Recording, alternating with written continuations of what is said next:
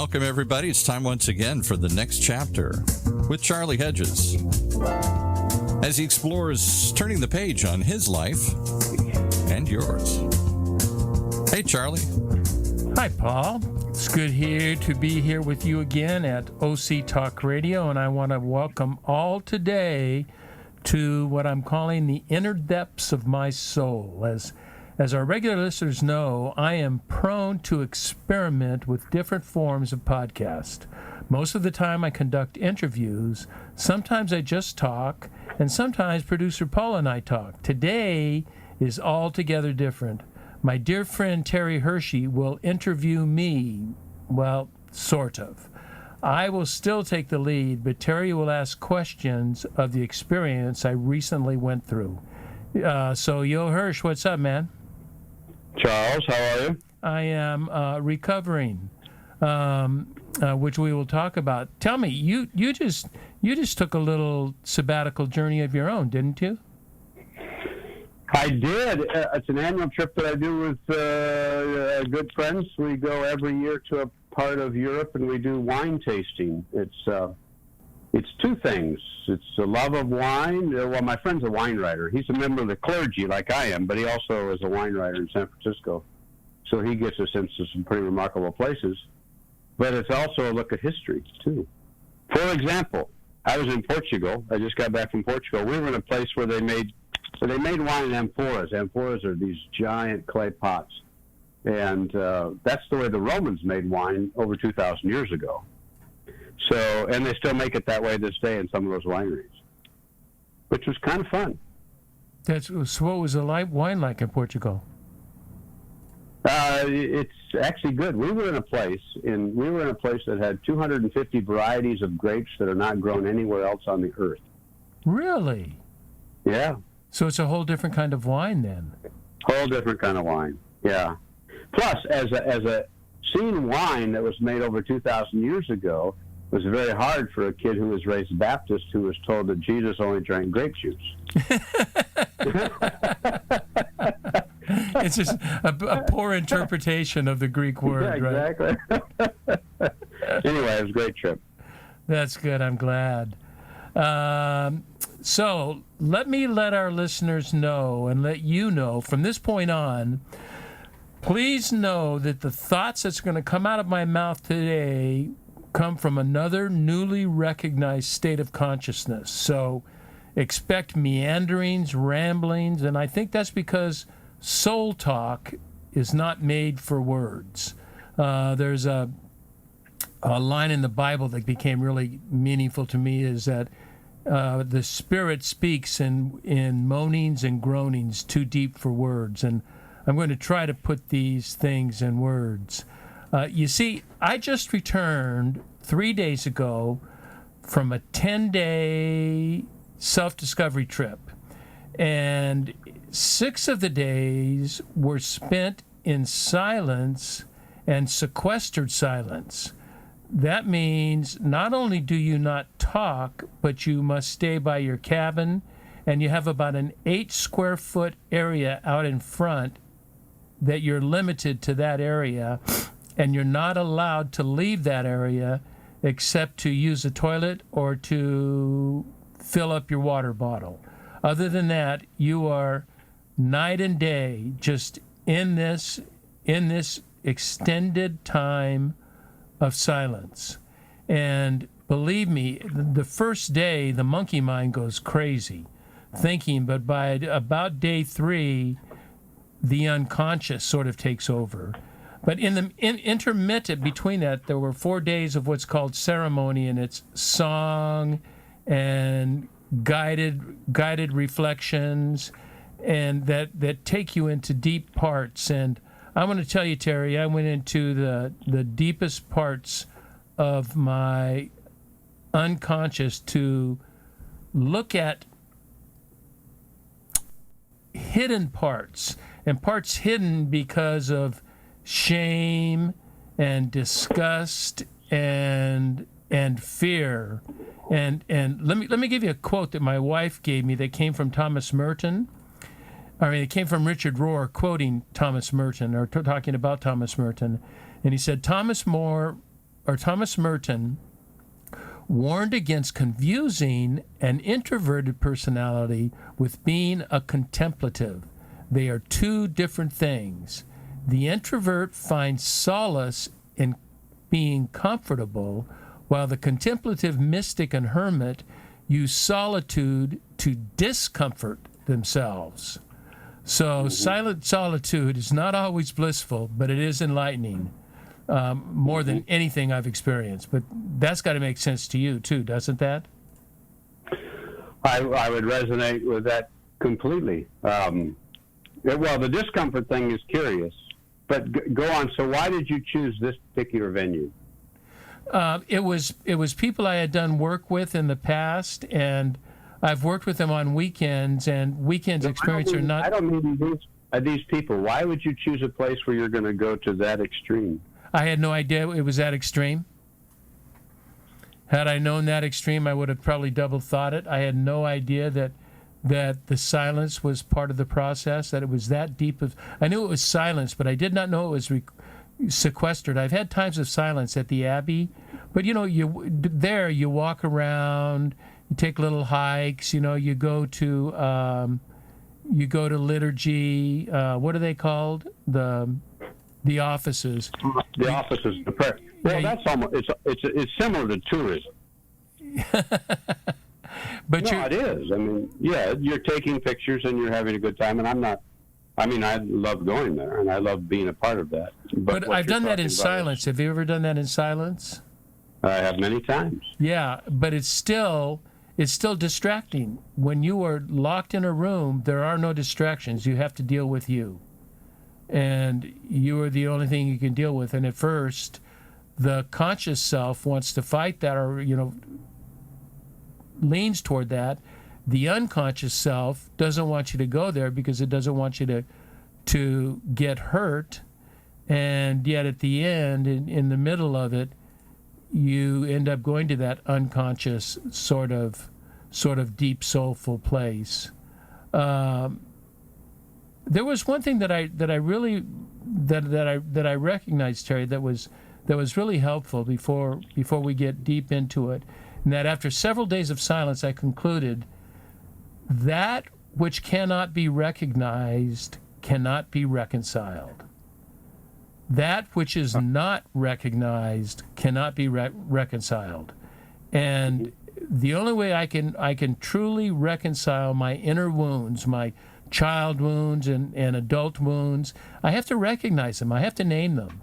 I have to be able to know what they are before I can reconcile them. Otherwise, I'm recognizing something else. That's why I'm calling this unmasking the inner pain, because what I have concluded was pain was not really pain, but a mask of pain hiding an even deeper pain below it. Yes. Yes, and the naming thing is very difficult to do because that invites what you're talking about, which is something deeper. Yeah, and it. So, go ahead. Keep going.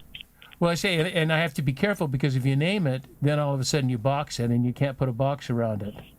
It is somewhere between needed to be named, but the essence is unnameable. Yeah. So last week I discovered recognition of these things is steeped in discomfort. Recognition can be disgusting, shameful, and reviling, as well as the most blissful feelings imaginable.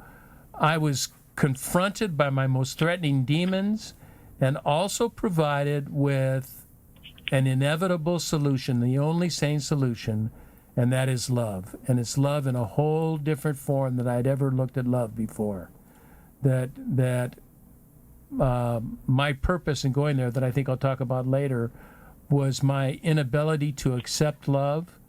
And this is what, my subconscious, unconscious led me to. So before we go on, let me tell a story that will sort of get us into the groove here, as if we should be already into the groove by now. But I'm going to briefly tell a story about my childhood, because this comes to play And I'm not talking about the wounded inner child. I'm talking about the wounded adult child that was impacted by early childhood. Now, from about 2 years old till almost 8 years old, I was homeless. I was raised by a needy mother. My mother and father divorced when I was very young, like at 2 years old. I was raised by a needy mother who couldn't take care of me, so she sent me off to relatives. And I would live with these relatives for what I thought was going to be a long time, one of whom even said, "Would you like to live with us for the rest of your life?" And I said, "Sure," only a couple months later to be shipped off to another place. Well, that happened 3 or 4 times. And the result of that, and that was kept off then by my father taking me, and my father drank a quart of liquor a day, and I had to just walk on eggshells around alcoholism and his unprecise boundaries, his blissful love, and his bouts with strong anger. And so that just made me feel, basically, Terry, unwanted, unloved, and really not even just unwanted, but unwantable, not deserved to have any love. Now that has haunted me my entire life. At what age were you when you knew that? 40. Yeah. So that's an interesting thing to talk about that a minute, Charlie, because the power of that is you talked about pain. There's pain up above and there's pain underneath. I end up boxing, fighting all these things in my younger life, and I didn't know what I was fighting because I didn't name it either till I was in. I don't know what to name it. I didn't know what to name that child. And you've got, and that's what I said, that's which cannot be recognized, cannot be reconciled. And so if you can't name it, you can't fix it. If you don't know what it is, you can't fix. Before you were able to name it, when you were younger, because you were clergy, you did all kinds of things that had to do with, quote, we could call it self-discovery and or enlightenment in religious terms. But, I mean, what were you wanting to fix back then? You know, I don't really feel a sense that I was trying to fix anything with me.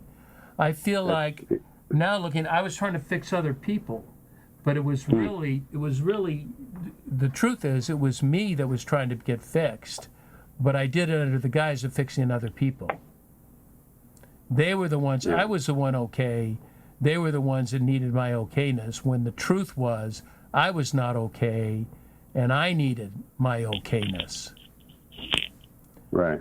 But I took it out on them. Did you do that?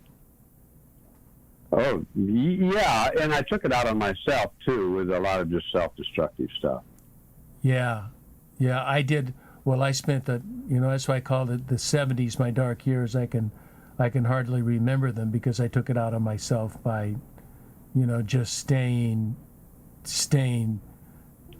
alcoholed up or drugged up, just numbed, that I didn't have to feel anything. I avoided feeling anything.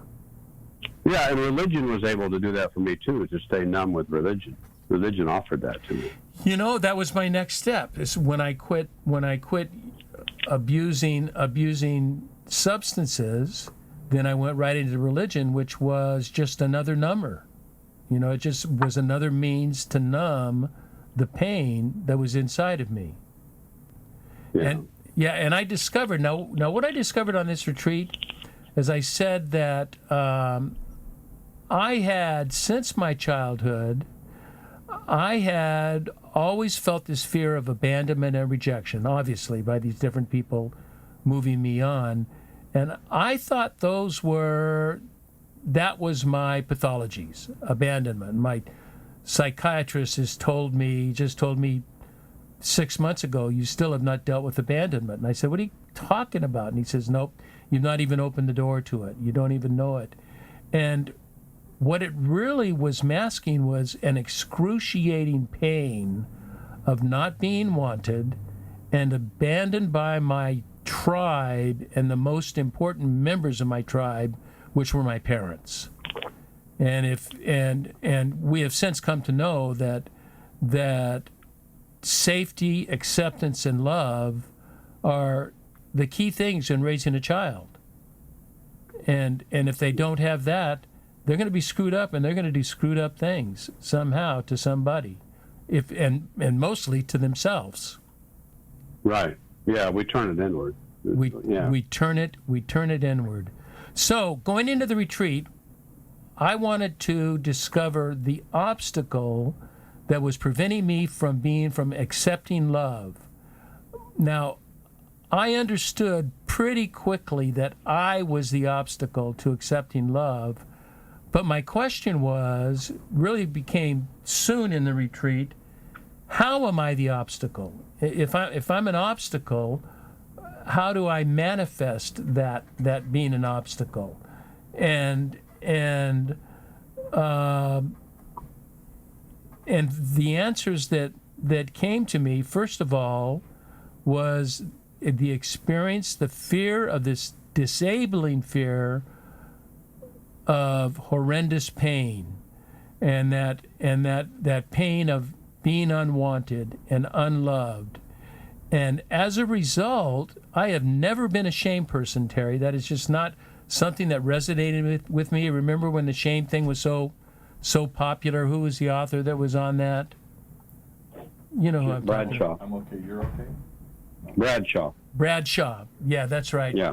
And I never resonated with that. That just, for some reason, and I think what it was my masking my pain, that I couldn't even get anywhere close to shame. And as I got through this stuff this last week, I realized the shame that was so strong in me, and just me being I must not be wantable, and therefore I am ashamed. I must be somehow disgusting, reviling, and those came really clear to me. And man, those were difficult. That's difficult crap to deal with, to think of yourself that way. Yes, it is.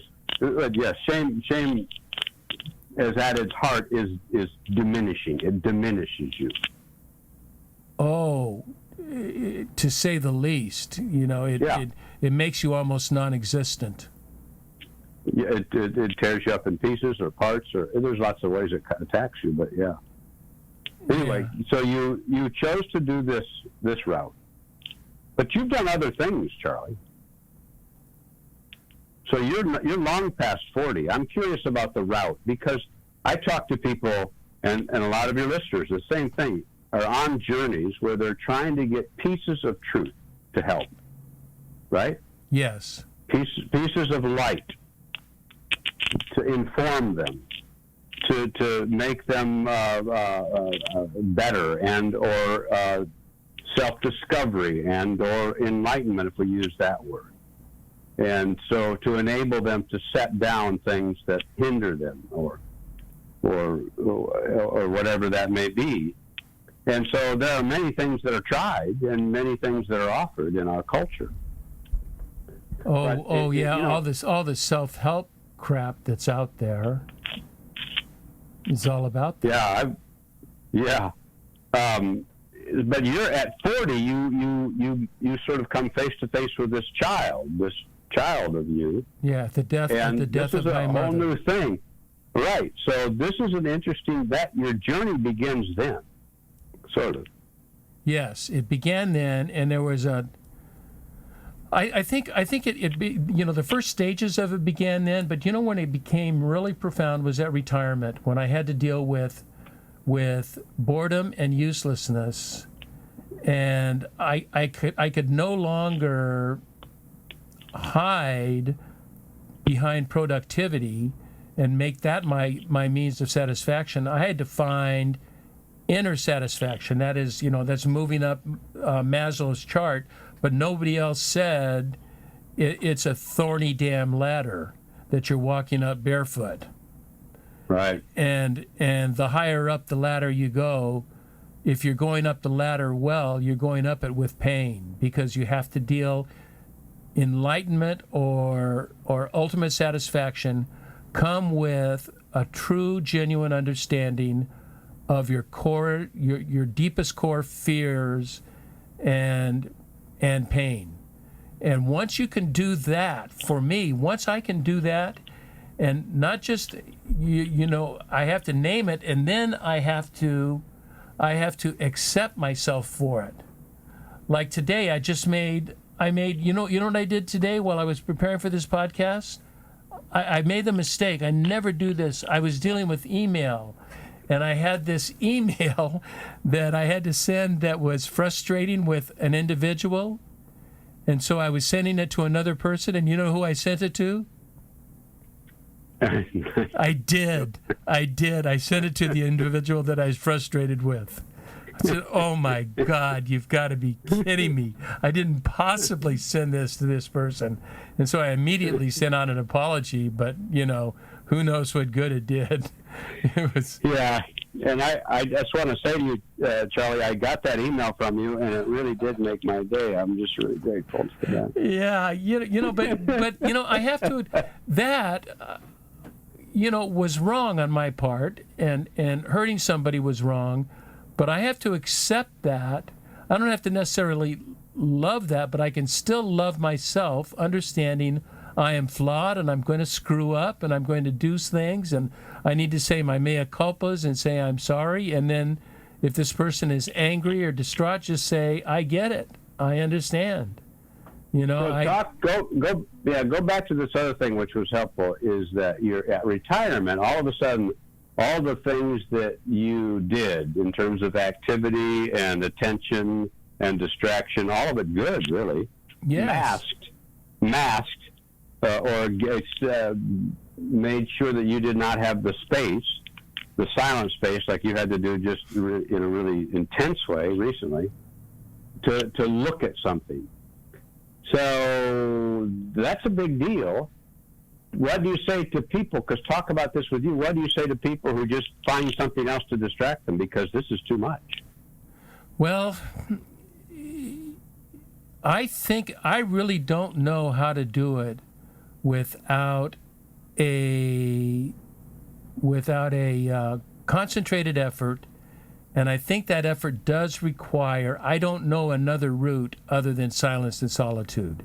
I don't know another route to truly facing yourself, and it's not just, it doesn't happen over a day or even 2 days. I mean, it took a week for me to get there to where, toward the end of the week, I was having visions, unprovoked by anything, and just, I had a vision of someone I deeply, deeply love, and that this person had taken his life, and which has not.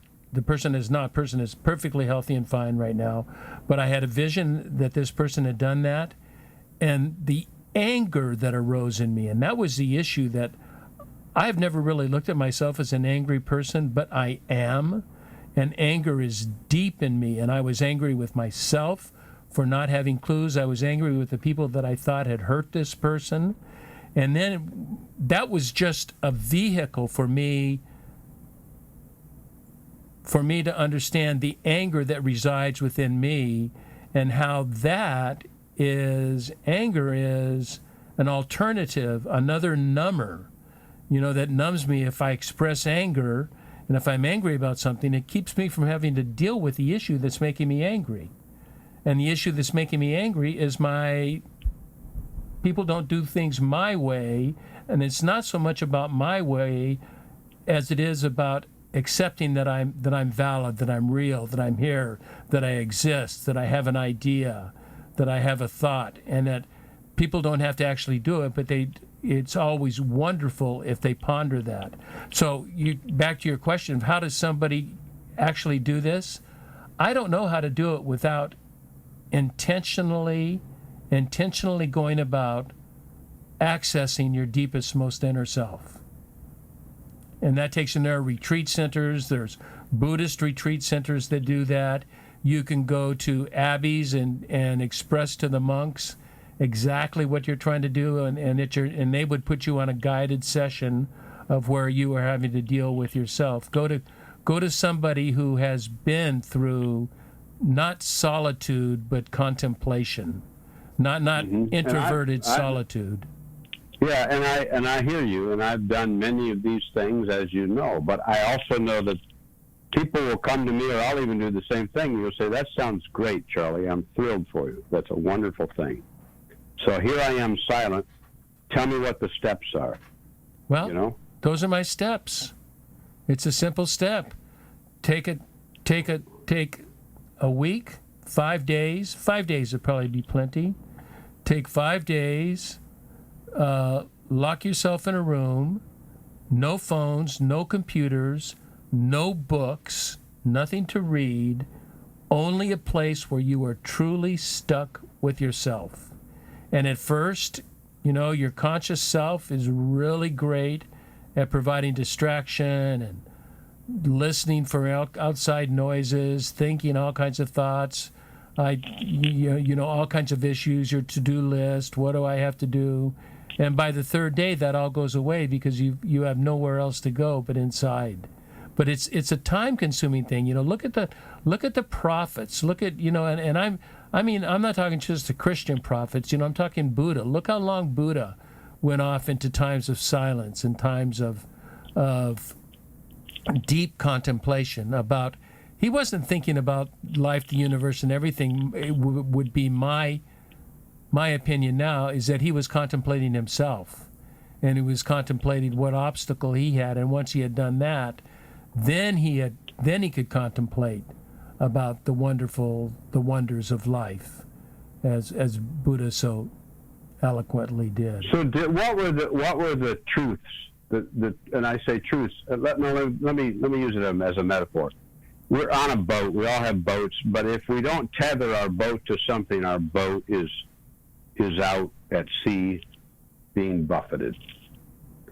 So at some point you have to tether your boat to something, and there was something you tethered your boat to.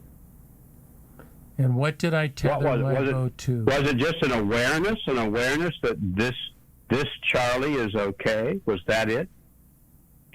That this Charlie, I couldn't tether myself to that until I had recognized first. I was afloat. I was adrift. There was no tethering to begin with. I completely understand. It was adrift at first. And I had to recognize those things about myself and the word, I'm telling you, the word that just kept coming up, and I couldn't identify it, I couldn't describe it in tangible terms, but the word that just kept coming up to me was disgusting. And I don't know why that term came up with me, but it came up with me in all sorts of venues, different forms, but that I had to accept that and say, no, I am not disgusting.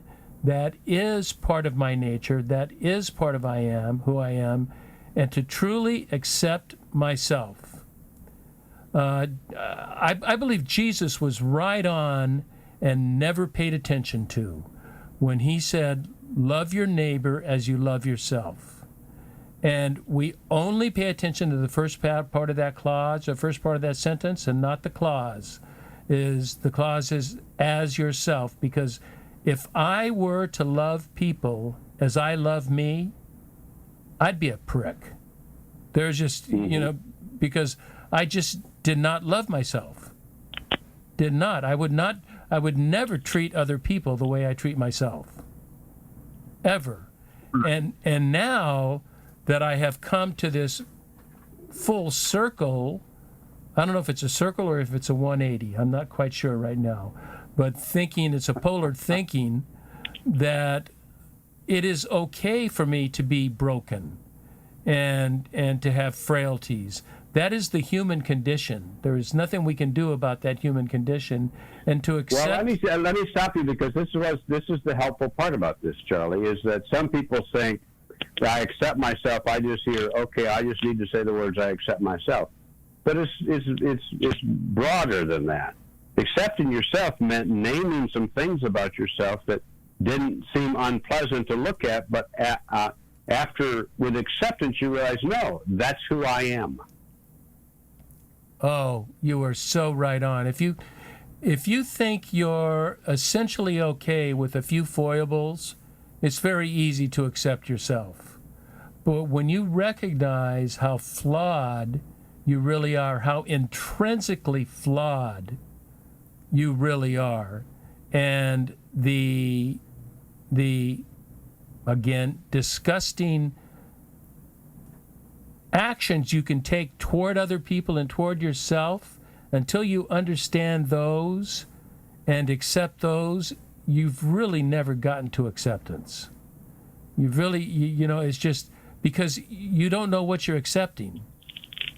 If, you know, the old, Paul mentioned a book, you know, just a few minutes ago, quietly, I'm okay, you're okay.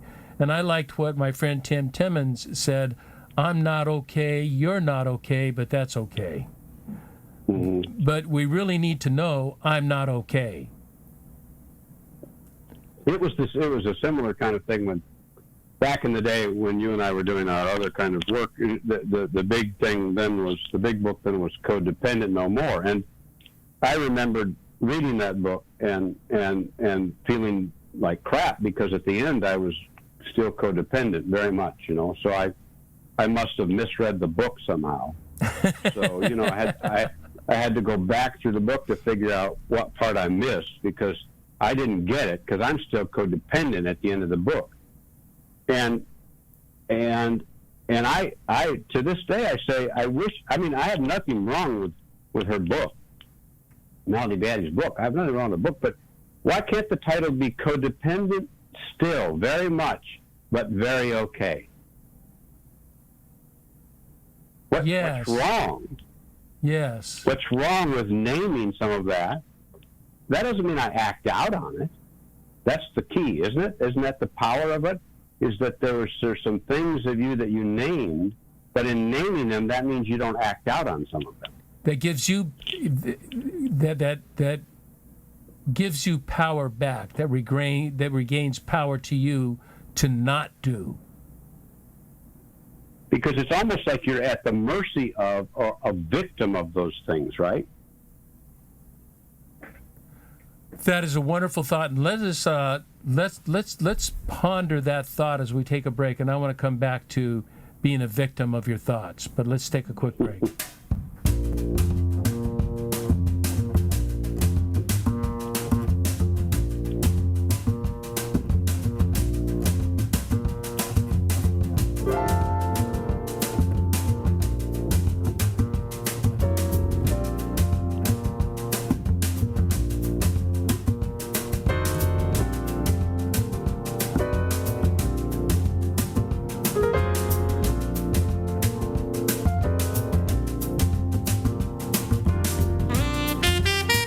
Hi there, you're listening to Charlie Hedges and the Next Chapter with Charlie, and we are in the deepest conversation I think I've ever had. And Terry and I are talking for the first time since I returned from a contemplative retreat, and we're talking about the very dark discoveries of myself. And this is the kind of conversation Terry and I would have over the phone, so you just happen to be a part of a deep conversation that we are having. And we were just ending on the idea of victimhood, and that if you don't, and I will continue to repeat the phrase, that if that which is not recognized cannot be reconciled, and if you do not recognize your deep intrinsic flaws, you cannot recognize them, you cannot reconcile them, you cannot redeem them, and so you are stuck as a result. What I think, Terry, I think that's the heart of being a victim, is being stuck. Yes. Because they can't. Yes, correct. They can't recognize what the real issue is. Correct. You're at the mercy of them. Just like you see, just like any child, you know, acting out in anger, and you say, "What the heck's wrong with that child?" They're at the mercy of that. And we continue to do that till we're 70 years old. No, actually, it goes to 86. It goes to 86? And then at 86, you're free. Yeah, well, actually, your lack of memory takes over everything. Yeah, your dementia's, it's done. Yeah. No, and that's it continues. Well, what's fascinating is that people, and what this, I think one of the benefits to this that did for you is that this is not simply just sort of a behavioral thing you, quote, need to take care of and find a way to fix, but it's a part of who Charlie is, and embracing that was part of the process. God, that's brilliant, Terry, because it is not we're not talking about a fixable thing. We are talking about an understandable thing, an acknowledged thing. We're talking about a deep truth that resides in me and will continue to reside in me. Those things will continue to be a part of me. They've been a part of me for 70 years. They will continue to be a part of me, and I must accept that. And although no longer by unmasking it, I take control away from it. And I am the one who becomes master of my destiny, master of my fate, given what God has in mind. But to the degree that I can master it as a human being, I become much more masterful over it than it being masterful over me, because when it's masterful over me, I'm a victim. It's something else. It's something else's problem. It's not me. Something or someone else's problem. Yeah. But Paul was asking me, he says he wants to hear more about steps. What was day 1? What was day 2? What was day 3? And, I really wish I could give the listeners, here's your 5 keys. Here are the 5 things you need to do. And there are no such things. It is not that's the American way of thinking. That is not an Eastern illogical yet ever impactful way of thinking. It is the Western. It is why churches are so popular, because they give you the 5 things you need to do. You do this, you're going to be okay, and you're going to heaven. And that's the end of the story. Yeah. Well, life just does not work that way.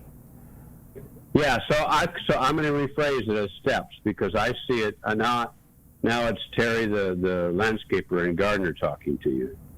So instead of this, I wholeheartedly agree with you about the steps thing, because what are steps for one person are not the steps for another. However, there are ingredients that create the space for awareness. You named some of them. It had to do with solitude. It had to do with silence. It had to do with a framework. But there are other ingredients of that too. And some of those ingredients had to do with how you processed it. I don't know what the other ingredients are. But those ingredients are essentially part of it. So silence is one. Solitude is one. Is that necessary? More important than silence. I mean, a sequestered solitude that you can have no distractions, no people, no phones, no reading materials, no computers. You are faced with yourself. And if you want to talk to yourself, that's fine. So silence is important, but nowhere near as important as a genuinely sequestered silence. I remember reading a book a long time ago in my hippie days, The Teachings of Don Juan by Carlos Castaneda. And Carlos Castaneda wanted to go to this Native American healer, wisdom healer. And the first thing that Don Juan, who was a healer, told him to sit on this porch for 2 days until you find your spot. Right. And he just went from place to place to place until he found his spot. That was his spot. That's what we're trying to do on this journey. That thought came to my mind quite frequently, to find my spot. And I had my spot on my bed that I would either sit up or lie down, but I stayed in the same spot all the time. And I had a chair outside my door. I would sit in that chair, and those were my 2 spots. That was it. I would not sit in a different place. A different place was not my spot, was not my comfort zone, was not where the truth came to me. We need to find a spot, a place. It's like your place of sanctuaries. No, I agree with you, and it's going back to the sports metaphor which we talked about, because of your son, as a golfer, I have a particular spot I go to just so I settle myself. So I get that, and I get it in a bigger picture too. So that's good. I have two questions for you. One, what if you do what you did, and at the end of it you say, I must have screwed this up because nothing happened? I would be pretty disappointed. I don't know what I would do because it would be as if I did nothing. But I don't think you can. I don't know that's possible. See, and I knew that was the answer, Charlie. That's the whole point is that when we measure it the way we measure other stuff in our culture, we have to measure wins and losses rather than I spent time with myself, and that's a win regardless. It is. It is. It's a win, and it's not as Rohr and Merton said. It is a discomforting. It is only when we hit discomfort that we are beginning to get to the truth. But you didn't run from discomfort. That's the power. That's the good thing. Right. No. Yes. I did exactly the opposite. I sought it out. Yeah. I welcomed it. Because you knew it was not your enemy. I knew it was my obstacle, but it wasn't my own enemy, because that would mean I am my own enemy, and I did not care to choose to be me as my own enemy, because it is part of me that I'm going for. So I was fully open to understand me. So I have to ask you another question, because I have the role of asking some questions, but I have no idea what the time is for the podcast or when to quit. So let me ask you this. So I'm listening to you out in the audience, Charlie, and I have a full-time job and I work my butt off, but I'm amenable. I'm reading books about how to be my best self and the self-discovery and all of that stuff, and I'm working hard on that. But how do I do what you did if I can't go away for that many days? I think one thing I do think there's a lot of aid to reading the right books, the right people, and setting a time for, I think we should all set a time for deep thought. I have my morning rituals. Now, not everybody has as much time as I have, but if you get up early enough, I know the deepest thinkers, Jocko Willink gets up at 4:30 every morning. And I know I get up, that's what time I get up. I'm glad you call it deepest thinker, but I get up at 4:30 every morning, yes. And during that time, I eat, then I meditate, then I read some inspirational reading. And right now I'm reading the Tao Te Ching, and I read 1 entry per day of Lao Tzu. And then I journal. And I allow myself, I will not look at email, I will not read anything else other than whatever my inspirational reading is. So I am focused. I think that is the beginning. I think that's a great way to begin this journey, is to be open to non-distraction. Yeah, so just that verb alone, your verb focus, is powerful, which I think is a big deal. In other words, you said, I'm not going to look at emails, et cetera, to distract. In other words, just the choice to do that, that pays off for that space. Give yourself the space. Tell me where your space is. Tell me where your time is. Deep thinking, you called it. Tell me where that is. Well, I only have 10 minutes. Okay, tell me where that 10-minute space is. That's important. There's a container I read this morning. Lao Tzu was talking about a cup, and that most frequently we will look at the cup, the container, as what's important. And he says it's not the cup that's important, it's the space that the cup provides. It's the emptiness that's important. Because there's a story I tell in some of my workshops about the Zen. The guy goes to the Zen Buddhist, American guy, businessman. He wants to have success and well-being, but he wants to go there to get it. And And the Buddhist monk says, well, we're going to have a cup of tea first. And the guy said, I don't want a cup of tea. I just want you to give me the advice. And he says, no, we're going to have tea first. So he says, okay. So he sits down, and he's pouring the tea, and he keeps pouring, and now the cup is full. It's overflowing the cup. The American businessman is like, what the hell? You're spilling crap. This is not the way it's supposed to be. Why are we doing this? It's all over the table. And the Buddhist guy says, because your spirit is just like that cup. You came to me for inner peace or whatever, but just like the cup, you're too full and there's no space. If you want that, we need to make space in the cup. And I love that metaphor. I love that story. You know, I've heard you tell it before, and it resonates with me every time I hear you tell it. Understanding that space, if filled with the right ingredient, never fills up. And I want to conclude our time together because it's really with what I think is the most important key takeaway I came from this.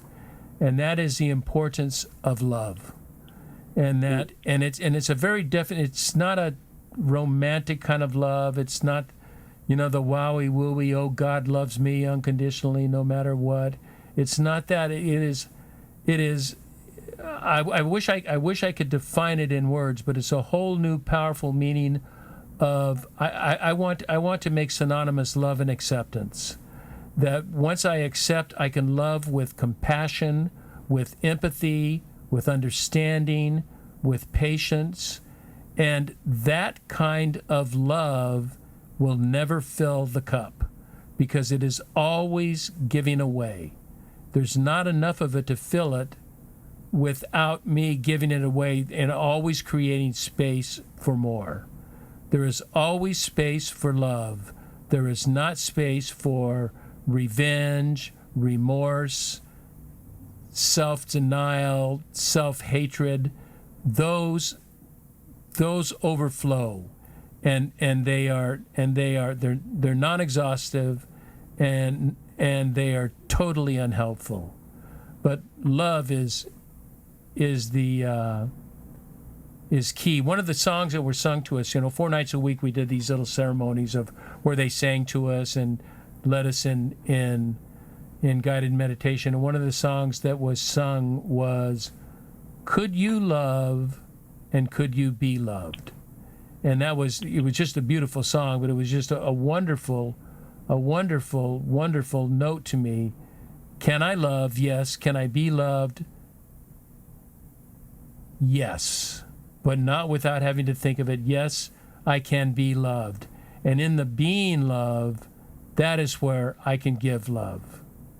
The question is, am I, in a word we haven't even spoken of, am I vulnerable enough to accept love?